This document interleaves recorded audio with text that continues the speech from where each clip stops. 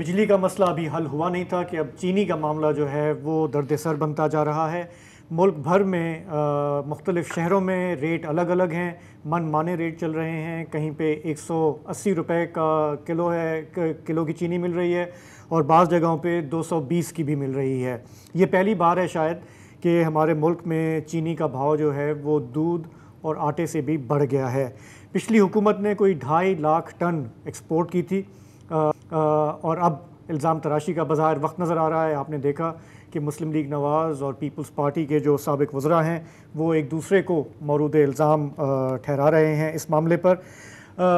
आपसे अगर मैं ये बताता चलूँ कि हमारे यहाँ ये पहली बार नहीं है। आपको याद होगा PTI के दौर में भी ये मामला उठा था, बड़ी ज़बरदस्त इंक्वायरियाँ भी हुई, जहांगीर खान तरीन का नाम आया, उन्हें पिन पॉइंट भी किया गया, और चंद सालों बाद हम फिर वहीं खड़े होते हैं। अच्छा, नहीं उससे मतलब बहुत पीछे जाने की भी हमें ज़रूरत नहीं है, लेकिन मुझे अच्छी तरह से याद है जब कंपटीशन कमीशन ऑफ पाकिस्तान का क्रैकडाउन हुआ था शुगर कार्टेल्स पर, तो ये तो एक लंबी फहरिस्त है।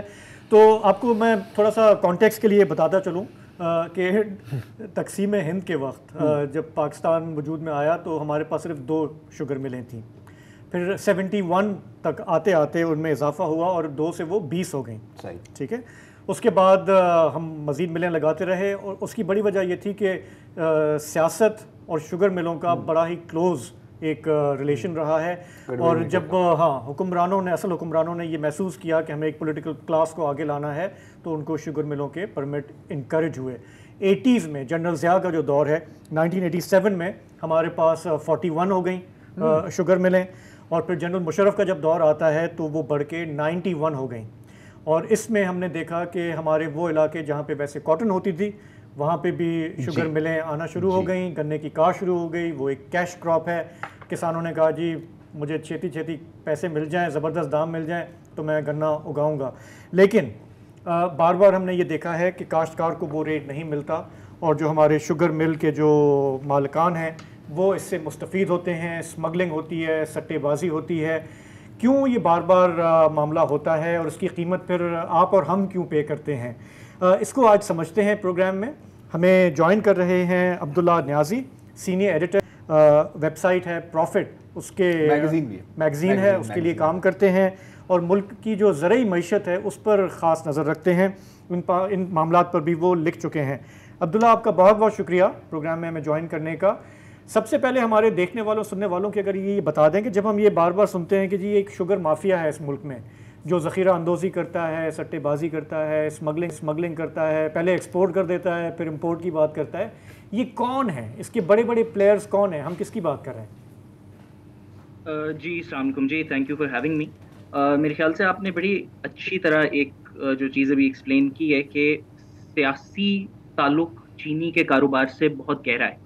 और जब आप चीनी के कारोबार को पाकिस्तान में देखते हैं तो इसमें 2 किस्म के प्लेयर्स होते हैं।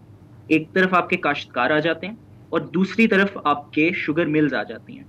अब जो काश्तकार होते हैं ये तो वो फार्मर्स हैं जो किसी भी किस्म की कैश क्रॉप लगा के उसको बेच के आगे अपनी रोजी रोटी चलाते हैं। जहाँ पे मसला शुरू होता है वो हैं हमारी शुगर मिलें, और इनके मालिकान अमूमन बड़े बड़े सियासतदान होते हैं। अब मिसाल के तौर पे मैं अगर आपको थोड़ा सा बताता चलूँ तो साबिक जो पाकिस्तान तहरीक इंसाफ के जनरल सेक्रेटरी हैं और इस वक्त IPP के जो लीडर हैं जहांगीर तरीन साहब, वो शुगर मिल मालिकान में से एक बहुत बड़ा नाम सामने आते हैं। इसके अलावा शरीफ ख़ानदान ने 1990 से लेके तकरीबन 2005 के बीच में बेशतर शुगर मिलें लगाईं, और इन्होंने रमज़ान शुगर मिल से शुरू करके इत्तेफाक शुगर मिल, और इनकी फैमिली में और अब्दुल्ला हसीब वकास, एक तो और इस तरह की शुगर मिल है जो कि कुछ पब्लिकली लिस्टेड भी हैं। और इनके अलावा तमाम पॉलिटिकल पार्टीज़ को जब आप देखते हैं, एक चीज़ आपको कॉमन नज़र आएगी कि इनके लीडर्स का शुगर के बिजनेस में बहुत ज़्यादा इंटरेस्ट है। इसकी एक लंबी तारीख है, ज़ाहिर सी बात है, मगर चौधरी जो गुजरात के हैं उनसे लेके आगे आपके सारे PMLQ, PMLN, PPP के काफ़ी लीडर्स हैं, जरदारी साहब के बहुत करीबी दोस्त हैं जिनकी शुगर मिलें पंजाब में भी हैं, सिंध में भी हैं। तो ये एक पॉलिटिकल एलीट की क्लास है जिनका कारोबार एक तरह से तारीखी तौर पे उनका विरासत में मिला भी, और उसके अलावा जनरली भी इनका कारोबार चीनी से रिलेटेड है। और इन्हीं मिलों के थ्रू आपकी जो सप्लाई लाइंस होती हैं, जो आपकी सप्लाई चेन होती है, उनका सिलसिला यहाँ से होता है। और इधर से ही सारी जो आपने जिस तरह एक्सपोर्ट और इम्पोर्ट की बात की, उसकी बिगिनिंग और एंड ये शुगर मिलें और इनके मालिकान हैं। अच्छा, एक बड़ा तरीका ये है कि ये लोग इस तरह से प्रॉफिट बनाते हैं कि इनको सब्सिडीज़ मिलती हैं, ठीक है ना। और हमारी जो शुगर इंडस्ट्री है, मैं ये देख रहा था आपकी रिपोर्ट में, आपने कहा कि जो हमारा जो शुगर केन है वो कंपेटिटिव नहीं है, और इसको प्रोटेक्ट करने के लिए हमने इंपोर्ट रिस्ट्रिक्शंस लगाई और फिर इनको हमने सब्सिडीज़ दी। ये ज़रा सा एक्सप्लेन करें कि जो लेजिस्लेट करते हैं, जो गवर्नमेंट में होते हैं, वो भी यही लोग होते हैं, शुगर मिलें भी इनकी अपनी होती हैं।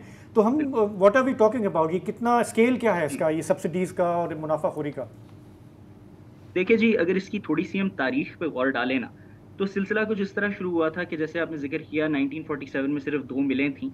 तो आहिस्ता आहिस्ता जो काश्तकार तबका था, एज इन काश्तकार से मेरा मुराद है जो लैंडलॉर्ड तबका था, उन्होंने ही नोटिस किया कि पाकिस्तान में गन्ना काफ़ी उगाया जाता है, और अगर वो इस गन्ने को प्रोसेस करके चीनी बनाएं और उसको आगे बेचें, जिसकी डिमांड पाकिस्तान में काफ़ी हाई है, तो उससे काफ़ी मुनाफा हो सकता है। अब इसमें समझने वाली ये बात है कि पाकिस्तान एक ऐसा मुल्क है जहाँ पे चीनी की एवरेज कंजम्पशन पर पर्सन, यानी कि हर इंसान बाकी दुनिया से काफ़ी ज़्यादा, यानी कि मीठे के भी शौकीन है, मेरे ख्याल से चाय में भी सबके चीनी डलती है, तो इसलिए चीनी की कंजम्पशन हमारी हाई है।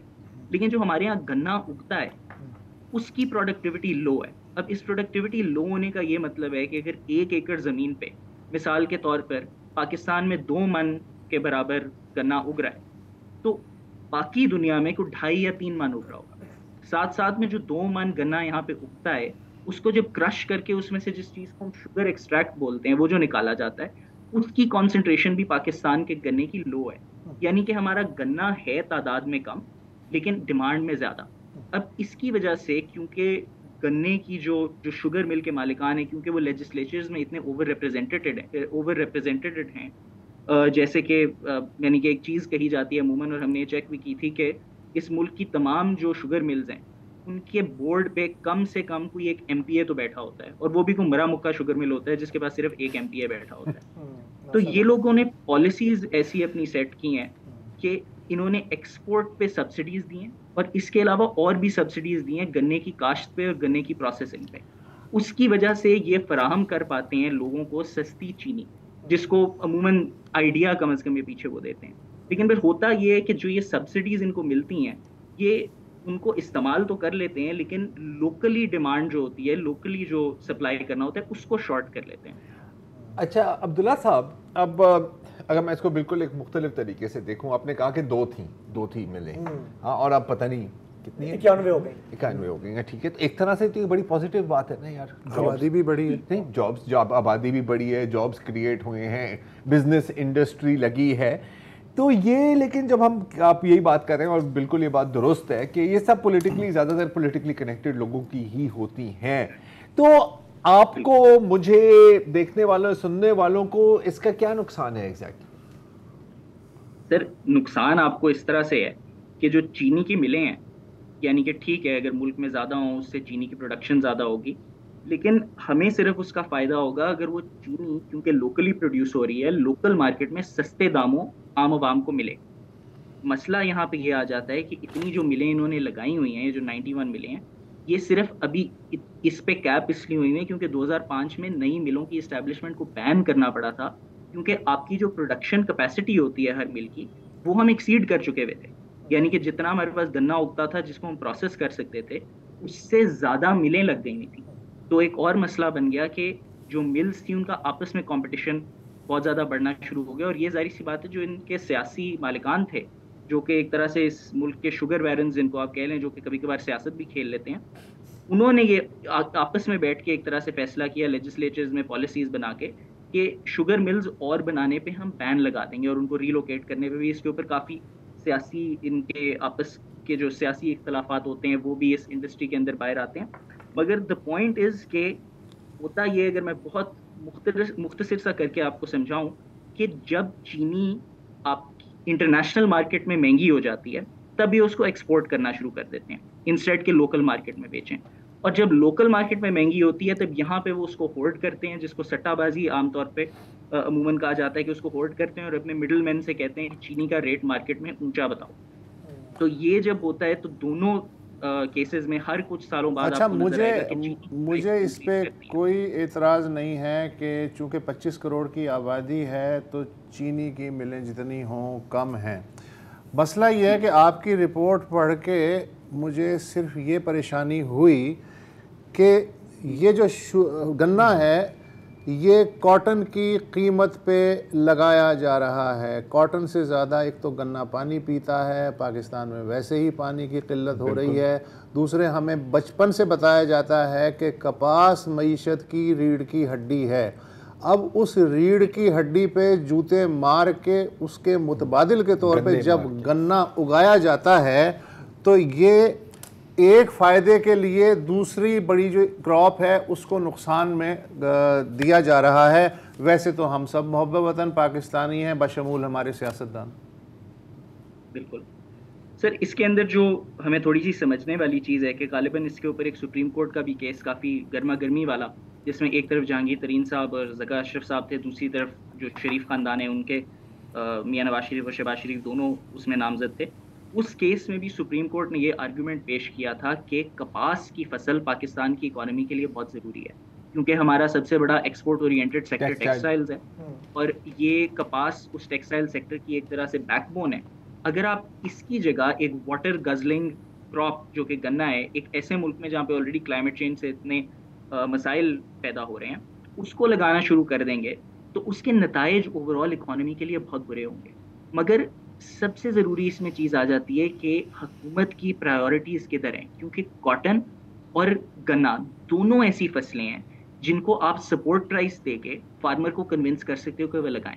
जो किसान है उसने वही फसल लगानी है जिसको वो आराम से बेच के पैसे बना सकेगा। कॉटन की फसल में पाकिस्तान में 2005 से नई सीड की वैरायटी नहीं इंट्रोड्यूस की गई। इसकी वजह से कॉटन की फसल को अमूमन बीमारी भी लग जाती है, ये क्लाइमेट रेजिस्टेंट भी नहीं होता और इसकी वजह से फार्मर्स आहिस्ता आहिस्ता कॉटन से पीछे हट गए हैं। और मीनवाइल क्योंकि शुगर इंडस्ट्री जो है उनके बेनिफिट में जाता है कि और ज़्यादा गन्ना लगे और ज़्यादा फार्मर गन्ना लगाएं, तो वो उनको और इंसेंटिवाइज करते हैं। शुगर केन की सपोर्ट प्राइस आपको मिलेगी, वीट की सपोर्ट प्राइस मिलेगी, लेकिन कॉटन की जब सपोर्ट प्राइस की बात आती है तब हुकूमत डामाडोल और आएं बाएं शाएं करना शुरू कर देती है। तो जब तक हम अपनी प्रायोरिटीज नहीं एग्रीकल्चर के मामले में सेट करेंगे तब तक इसका हल भी कोई नहीं निकल पाएगा कि और एग्रीकल्चर में कॉटन सफ़र करता रहेगा और एक ऐसी फसल जो कि एनवायरनमेंट के लिए भी बुरी है और ओवरऑल भी, यानी कि आप टेक्निकली सस्ती शुगर भी इंपोर्ट कर सकते हो उसकी जगह, उसमें भी आपको मार्केट में भी इसी तरह के मामलात मिलते रहेंगे। इसका नतीजा ये है, पता क्या है, इसका नतीजा ये है कि 2005 में कॉटन की 14 मिलियन बेल्स उतरी थी, आज 2023 में 4.9 मिलियन बेल्स हैं। उसके और भी असबाब होंगे, लेकिन ओवरऑल 65% कमी हुई है पाकिस्तान की बुनियादी क्रॉप में और इसमें one of the factor could be sugar thing. एक वक्फा लेते हैं और उसके बाद न्याजी साहब आपकी तरफ दोबारा लौटते हैं।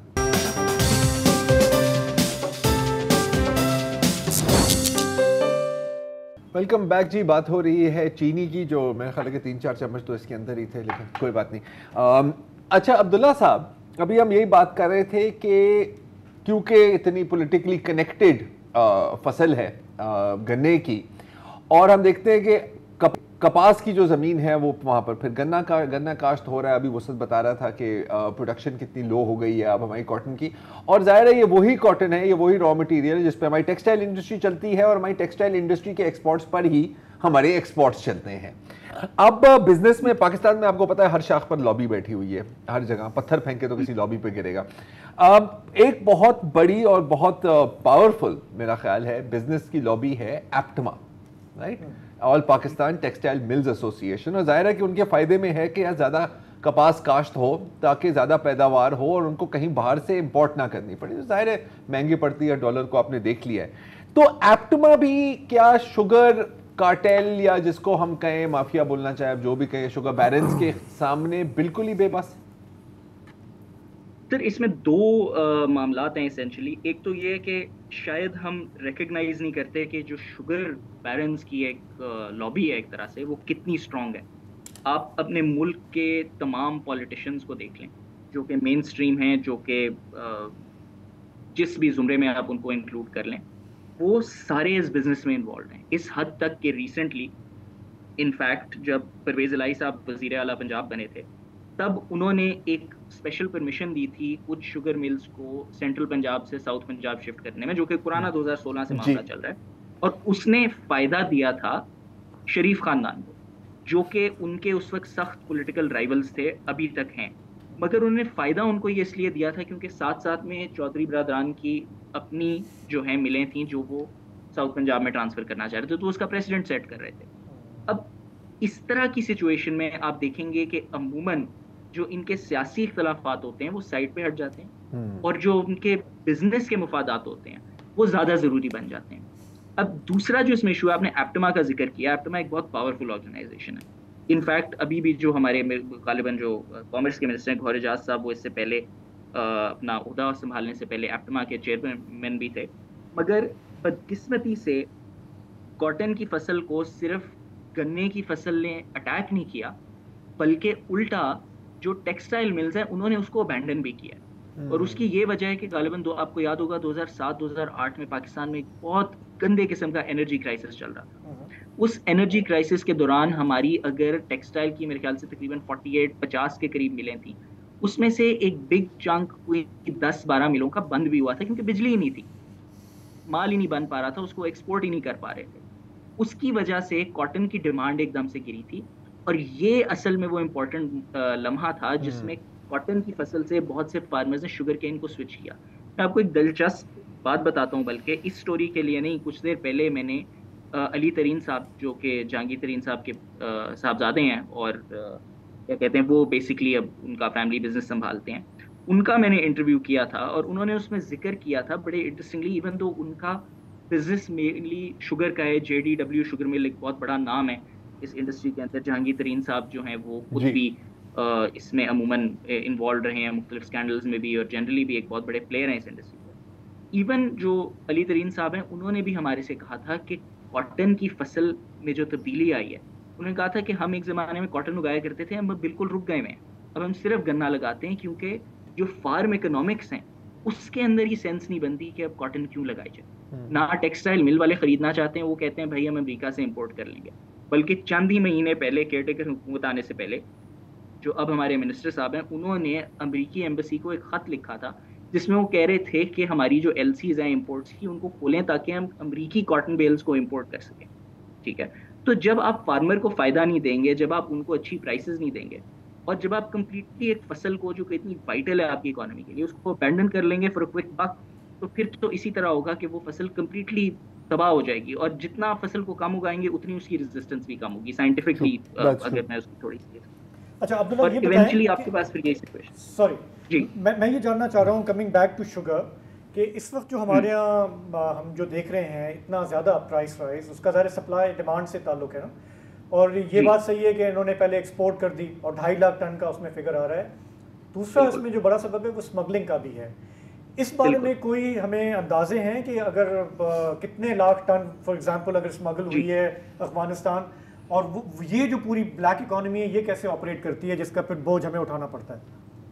बिल्कुल, इसकी मैं थोड़ी सी, आई एम सॉरी एग्जैक्ट मुझे टनेज में फिगर नहीं याद, लेकिन अगर मैं आपको परसेंटेजेस में थोड़ा सा बताऊं, हमारी रिपोर्ट में भी इंक्लूडेड था कि पिछले साल के जो स्टेटिस्टिक्स हमारे पास आए थे, और दिस इज़ द ईयर जिसमें अभी शुगर की प्राइसेस इतनी नहीं बढ़ी थी जितनी इस साल में बढ़ गई, उसमें हमारे सामने ये आया था कि ओवरऑल चीनी की जो प्रोडक्शन थी उसके एक्सपोर्ट थी 1.5%। ठीक है, लेकिन जो स्मगलिंग के फिगर्स थे वो तकरीबन 15% के आसपास, यानी कि जो ऑफिशियल एक्सपोर्ट के आपके पास नंबर्स आ रहे थे उससे 10 गुना ज़्यादा वो स्मगल हो रही थी। वो ऑफ कोर्स बॉर्डर एरियाज़ में और जगहों पे अफगानिस्तान ईरान भी जाती है इस तरह करा के। तो होता एसेंशियली ये है कि जब इंटरनेशनल मार्केट में चीनी की प्राइसेस बढ़ती हैं, जब वो एक्सपेंसिव होते हैं, तब ये लोग अपनी जो गोदाम होते हैं उसमें चीनी को होल्ड करते हैं, और हुकूमत को, जो हुकूमत के मिडलमैन होते हैं, जो यूटिलिटी स्टोर वाले होते हैं, बाकी सब होते हैं, उनको बताते हैं कि भाई चीनी इस दफ़ा हमारे से ज़्यादा प्रोड्यूस ही नहीं हुई, ठीक है, लॉस हो गया, ये हो गया, वो हो गया, किसी ना किसी तरह कहते हैं चीनी कम है, चूहे खा गए, फलाना हो गया, ये हो गया, कुछ भी बना लेते हैं, ज़्यादा इस्तेमाल कर ली, वो व्हाटएवर, और करते ही उसको होल्ड करने के बाद ये कि लोकल मार्केट पे प्राइसेस बढ़ जाती हैं और फिर ये महंगे दामों इंटरनेशनल मार्केट पे। अब आपने रिसेंटली शायद देखा हो कि इंडिया ने जो आपके बासमती चावल होते हैं अपने, वो एक्सपोर्ट करने पे एक बैन लगाया था ताकि लोकल मार्केट में उसकी प्राइसेस कम रहे। अब पाकिस्तान ने भी इस वक्त चीनी के एक्सपोर्ट पे बैन लगाया हुआ है, लेकिन उस एक्सपोर्ट के बैन की जगह ये लोग स्मगल कर लेते हैं, और उसमें कोई इम्प्लीमेंटेशन नहीं हमें नजर आती, क्योंकि जो नंबर सामने एंड पे आते हैं वो यही है कि बहुत लार्ज क्वांटिटीज में, सिग्निफिकेंट क्वांटिटीज में, जो कि लोकल मार्केट पे इफेक्ट करती हैं उनकी प्राइसेस को, वो बाहर जा रही होती हैं और यहाँ के अपने लोग चीनी महंगी खरीद रहे होते हैं। यहाँ पर एक्सपोर्ट पर पाबंदी लगाना है बिल्कुल जैसे कराची शहर में डबल सवारी पे पाबंदी लगती है, वो सब पर अहद है एक्सेप्ट फॉर टारगेट किलर्स। हाँ, सो आपको पता है ना, ये जो नवीद कमर साहब हैं पीपल्स पार्टी के, आज उन्होंने यही तो कहा, उन्होंने कहा जी अच्छा किया हमने एक्सपोर्ट किया, वरना तो वैसे ही स्मगल हो जाती, कम से कम कुछ फॉरेन रिजर्व में। सेनेटर ताज हैदर ने इसके ऊपर कमेंट किया अपने ट्विटर पे, अपने एक्स पे, जो भी आप उसको कहना चाहें, और वो भी कुछ कह रहे थे कि जी बिल्कुल वो इनकी दिफा करते हुए कि जी कम से कम वो तो एक्सपोर्ट की थी ना, वो तो आपके पास आया। फिर उन्होंने ये भी कोई इल्जाम लगाया कि राना सनाउल्लाह की तरफ से कुछ स्मगल भी हुआ है, मुझे एग्जैक्टली याद नहीं है। लेकिन देखो, आपको जो आपका सवाल था कि यार अगर इंडस्ट्री लग रही है तो ये तो अच्छी बात है, रोजगार भी हो रहा है, सब कुछ हो रहा है, लेकिन आपके लोगों को चीनी नहीं मिल रही है क्योंकि वो जो मुनाफा है वो चंद लोग ऊपर कमा रहे हैं, और ये पूरा एक सिस्टम है। नहीं देखिए, लेकिन पता है what I love about this, लेकिन पता है मुझे एक चीज, अच्छा, और प्रॉफिट आपने अपने एक बड़ा अच्छा जुमला आपने लिखा अब्दुल्ला साहब कि एक शुगर मिल अगर आप बना लें तो आप दूसरी शुगर मिल उसके मुनाफे से बासानी लगा सकते हैं, इतना मार्जिन ऑफ प्रॉफिट है। ये बताइए, एज एन आउटसाइडर मैं घुस सकता हूँ इस कार्टेल में? हाँ, अगर वसत साहब शुगर मिल बनाना चाहें लगा हो सकता है? बिल्कुल नहीं, बिल्कुल नहीं। मेरे ख्याल से अगर आपके पास वो करोड़ों रुपए हो भी जो इसके लिए चाहिए होंगे, लिटरली बहुत ही महंगा काम होता है इसको सेटअप करना। इसके अलावा बहुत से बैरियर्स टू एंट्री भी इस बिजनेस में लगा दिए गए हैं। आप एक नई sugar mill technically legally Punjab में लगा ही नहीं सकते, और उसके पीछे कुछ कोर्ट बैटल्स भी हैं, उसके पीछे हुकूमत के कुछ रेगुलेशंस हैं जिसकी वजह से, और रेगुलेशन जाहिर सी बात है उन्होंने अपने फायदे के लिए लगाए हुए हैं। आपको मैं छोटी सी मिसाल देता हूं, मुलाजमत मिल सकती है, मुलाजमत मिल सकती है, ओमनी वाले दे देंगे, जज़ाका अशरफ साहब दे देंगे, लेकिन शुगर मिल लगाना मेरा ख्याल है थोड़ा लेट हो गया। आप मीडिया पर्सनैलिटी हैं, आप उनके इश्तिहार में आ सकते हैं। मतलब कंक्लूजन ये है कि गरीब आदमी का इस मुल्क में कोई मुस्तकबिल नहीं है मेरे जैसे। एक और कंक्लूजन भी है इसमें, और मैं इसको पॉजिटिवली लेना चाह रहा हूँ। मैं पॉजिटिवली लेना चाह रहा हूँ कि देखें, चीनी इतनी मीठी होती है कि दुश्मन दोस्त बन जाते हैं। देखो, किसी चीज पे तो आप वन पेज पर हो ना, तो इससे तो मुझे उम्मीद मिलती है। मिलके खाते हैं ना, मिलके बच्चों को पढ़ाना है बल्कि उनको मीठा भी रखना है। बिल्कुल। एक वक्फा ले लें। Thank you so much Abdullah Niazi साहब।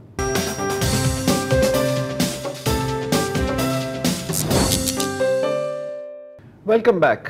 जड़ावाला के वाक़यात के बाद एक बड़ा सख्त रिएक्शन देखा हमने सियासतदानों से, कुछ मजहबी जमातों से, तकरीबन हर एक सियासी जमात से, और सिविल सोसाइटी ज़ाहिर है यहाँ पे सर फहरिस्त है।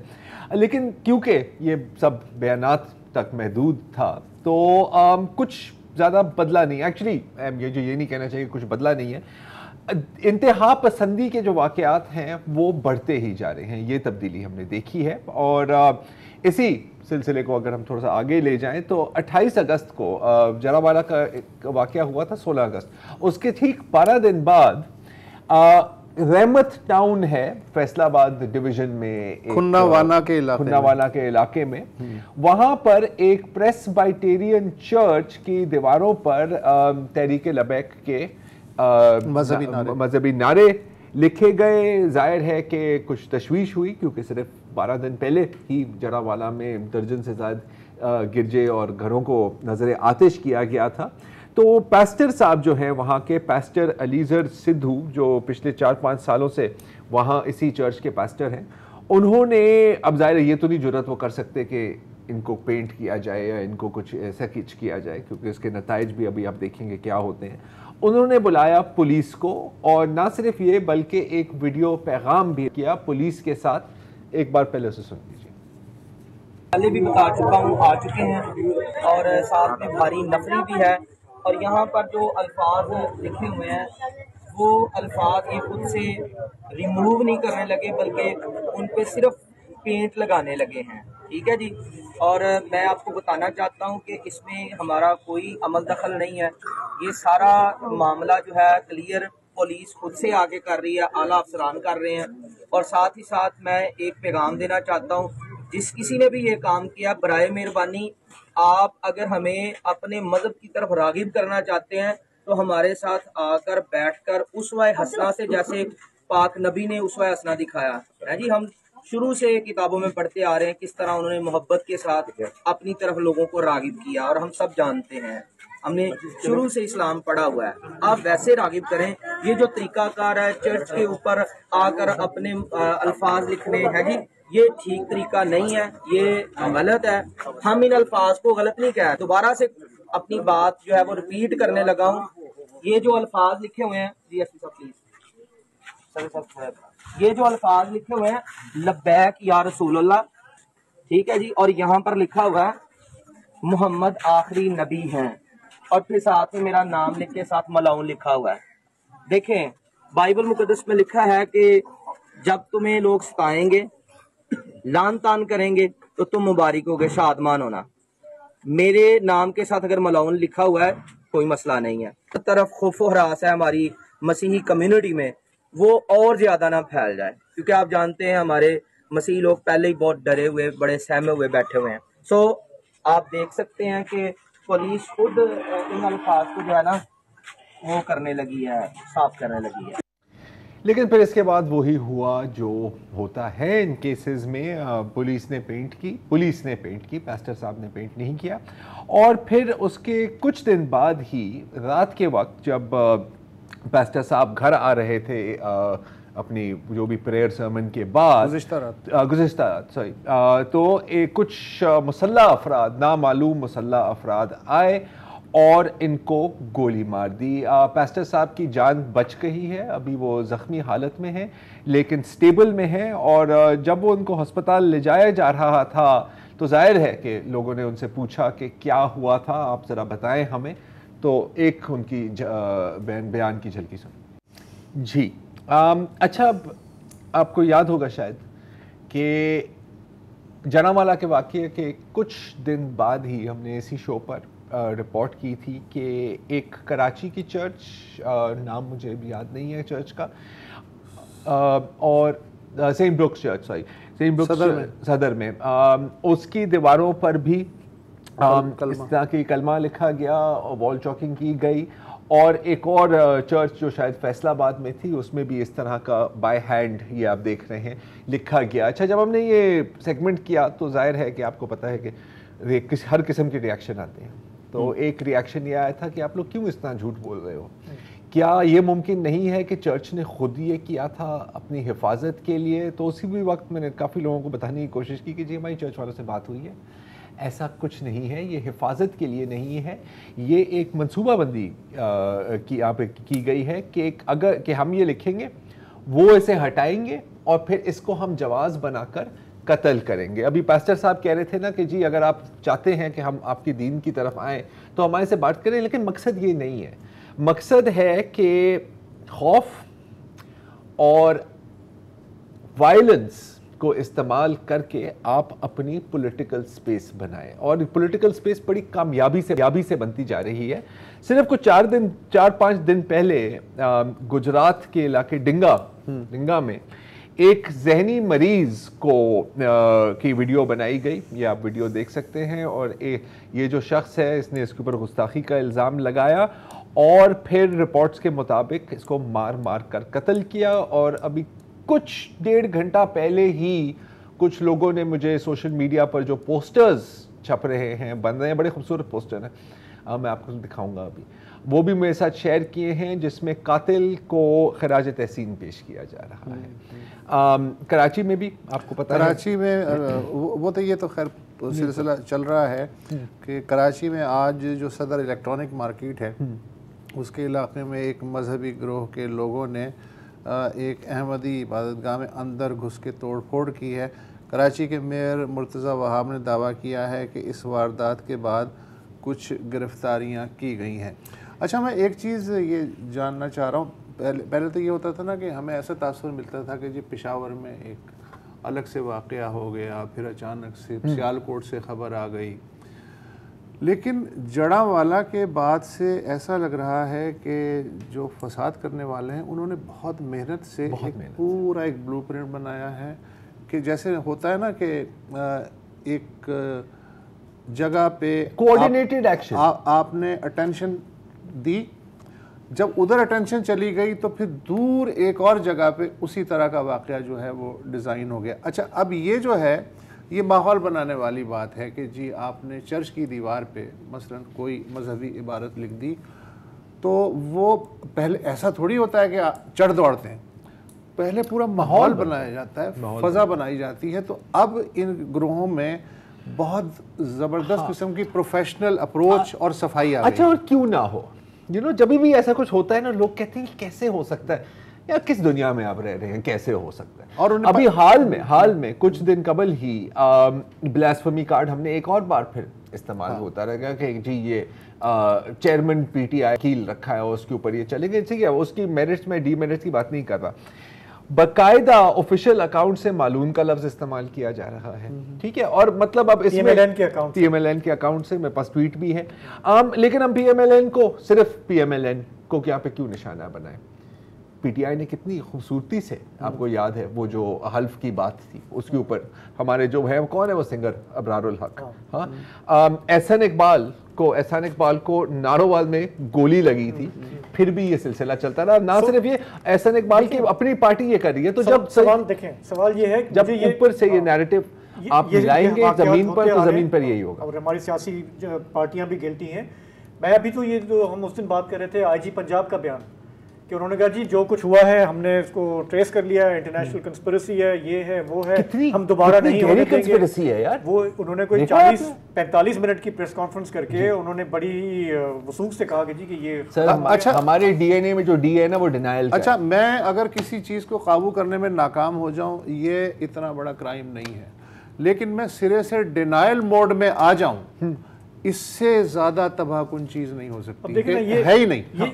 ये जो पास्टर साहब से पे जो गुजरी है, हम यहाँ बैठ के दिन रात हम कहते हैं कि भारत में मोदी साहब क्या कर रहे हैं मुसलमानों के साथ, वहाँ पे जो हरकतें हो रही हैं दे आर बिल्कुल आउट ऑफ लाइन। लेकिन हमारे यहाँ जब ये हो रहा है तो ये तो वही सिमिलैरिटी है ना, ये तो वही जुनूनियत है। नहीं यार देखिए, ये आपको याद होगा मशाल खान जब कत्ल हुआ था तो यहीं हम बैठ के हम यही बातें कर रहे थे। हम पता कभी कभी तो लगता है कि सालों से एक ही बात हो रही है, हाँ, सिर्फ वाक़यात बदलते हैं, चेहरे बदलते हैं, लोगों के मतलब मकतूलों के नाम बदलते हैं।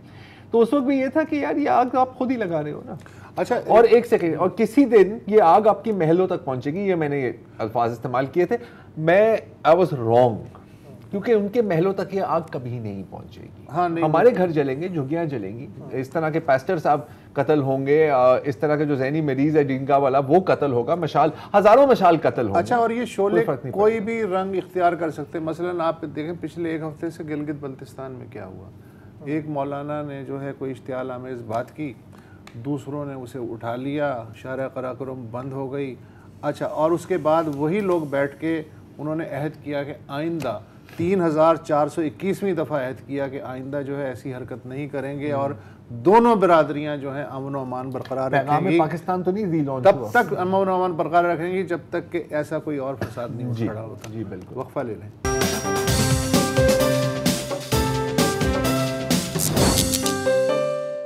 फातिमा को 9 माह पहले उनकी माँ ने हवेली में भेजा था ताकि वो पीर साहब के छोटे बच्चों के साथ खेल सकें, मगर फिर फातिमा को कभी घर जाने की इजाज़त नहीं मिल सकी। 9 माह में उनकी 2 या 3 मुलाकातें हुई, वो भी गेट पे अपनी वालिदा से। इसके बदले 3000 रुपये माहाना उनके वालिदैन को मिला करते थे। फातिमा ज़िंदा तो वापस नहीं गई, अलबत्ता उसकी लाश वापस की गई। और ये कोई एक अकेली फातिमा का सिलसिला नहीं है। अभी मैं रिपोर्ट पढ़ रहा था BBC पे रियाज सुहेल की, उन्होंने ऐसी कई बच्चियों से गुफ्तगू की जो फातिमा जैसी ज़िंदगी या तो गुजार चुकी हैं या गुजार रही हैं, लेकिन खुशकिस्मत अगर हैं तो वो सिर्फ इसलिए कि शायद वो ज़िंदा हैं, वो फातिमा की तरह मरी नहीं है। अमर सिंधु जो हैं वो इंसानी हुकूक़ की कारकुन हैं, हमारी दोस्त हैं और बहुत काबिल टीचर भी हैं।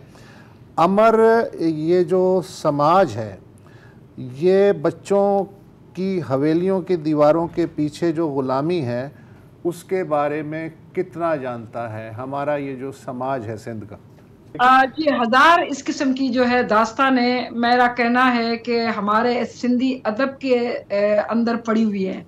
खुद हमारी जो जो शऊर की जो हम कह सकते हैं कि जो इर्तिका हुई है, हमने इन्हीं कहानियों को पीरों की, सैयदों की, हवेलियों के राज़ों की, हवेलियों के पीछे क्या होता है, वो तमाम पढ़कर जो है हम जवान हुए।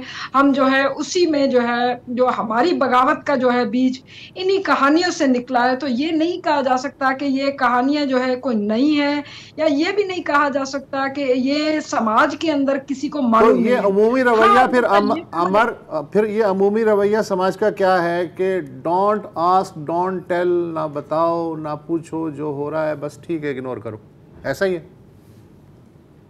देखिए, मैं यही कहना चाह रही हूँ कि वो ज़रूर इस किस्म का रहा है, लेकिन अब चूँकि समाज के अंदर तमाम जो है रुख से जो है एक इंतहा पसंदी, एक शिद्दत पसंदी और समाज को एक गैर ज़रूरी तौर पर जो है धकेला गया है।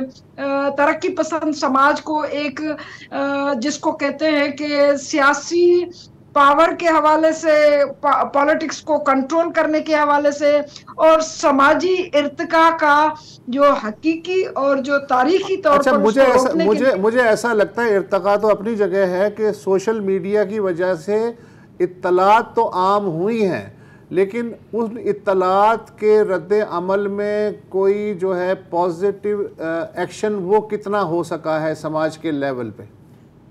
देखिए, कुछ तो असर पड़ा है, ये नहीं कह सकते कि असर नहीं पड़ा। जैसे पहले अदब का असर पड़ता था, इसी तरह से सोशल मीडिया का पड़ा है। जब नूरुल हुदा शाह ने और माणक ने कहानियां लिखना शुरू की, उस वक्त भी असर पड़ा था, क्योंकि आज भी वो सैयदों के लिए बैन होती हैं वो कहानियां।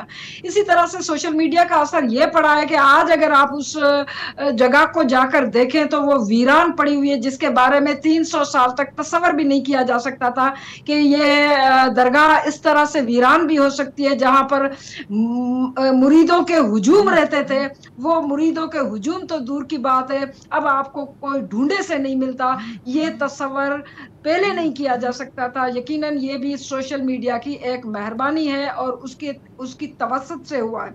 लेकिन मैं ये भी जरूर कहना चाहूंगी कि आज शायद आपको पता नहीं है कि कल की रात के दरमियान एक और चीज, एक और डेवलपमेंट हुई है जो अभी तक मीडिया में नहीं आई। वो ये है कि सिंध के अंदर मुंतखब गद्दी नशीनों का एक जो है, जिसको सिंधी में कट कहते हैं, जिसको वो कहते हैं कि उनका अपना जो है इजलास एक हुआ है। और उसके अंदर क्या तय हुआ है, चूंकि अब समाज इतना उन पे जो है नाराज है कि वो शो भी नहीं कर सकते कि क्या फैसले हुए हैं क्या नहीं हुए हैं। लेकिन मैं आपको ये बता रही हूँ और बाखबर जराए से जो है ये खबर है कि उनका जो है ये इस किस्म की चीजें हुई हैं। क्योंकि अब ये एक पीर की बात नहीं है, एक हवेली की बात नहीं है। अगर ये सिलसिला खुला तो आपको हर हवेली के अंदर इस किस्म की सैकड़ों फातिमाएं मिल सकती हैं। आपको सिर्फ हवेली के अंदर जाने की अगर इजाजत मिल जाए, क्योंकि ये तकद्दुस के नाम पर और जिस तरह से इन्होंने ढकोसला किया हुआ है, समाज जितना तब्दील हो रहा है सोशल मीडिया की वजह से, खुद लोगों की अवेयरनेस की वजह से, जी, अब मैं थोड़ा सा क्वांटिफाई करना चाह रहा हूँ। मैं थोड़ा सा ये जानना चाह रहा हूँ कि चूंकि आप मॉनिटर करती हैं सिंधी मीडिया को भी और समाजी रवैयों को भी, इस वाक़े के बाद आपके, क्योंकि ये एक बाअसर ख़ानदान है जिसका मेरा ख्याल है पीपल्स पार्टी से ताल्लुक़ है, आपको नज़र आया है कि जो प्रोग्रेसिव एलिमेंट्स हैं इस पार्टी के या इस सूबे के, उन्होंने खुलकर स्टैंड लिया हो कि अब ये बस बहुत हो गया और हमें इन चीज़ों को टैकल करना है, या उन्होंने खामोशी में अपनी मसलियत समझी है?